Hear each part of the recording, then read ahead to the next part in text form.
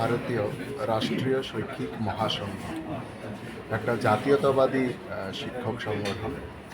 তাদের বাৎসরিক সভা, সেই উপলক্ষেই এখানে আসা এবং দলীয় রাজনীতির ঊর্ধ্বে উঠে রাজনৈতিক সচেতনভাবে যে ধরনের একটা শিক্ষক কিংবা অধ্যাপকদের ভূমিকা হওয়া উচিত জাতীয় চরিত্র গঠনে এবং দেশ, সমাজ এবং রাষ্ট্র গঠনে এই সংগঠন ভূমিকা রাখে।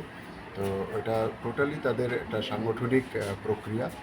প্রতি বছরই এই ধরনের সভা হয় এবং এই সভা থেকে আমাদের শিক্ষাঙ্গনে রাষ্ট্রবাদী বিচারধারার প্রচার এবং ছাত্রছাত্রীদের মধ্যে রাষ্ট্রীয় চরিত্র সম্পন্ন ছাত্র সমাজ গড়ে তোলা, এটা হচ্ছে মেইন এই সংগঠনের মোটো এবং সেই উদ্দেশ্যেই এই সংগঠন কাজ করে।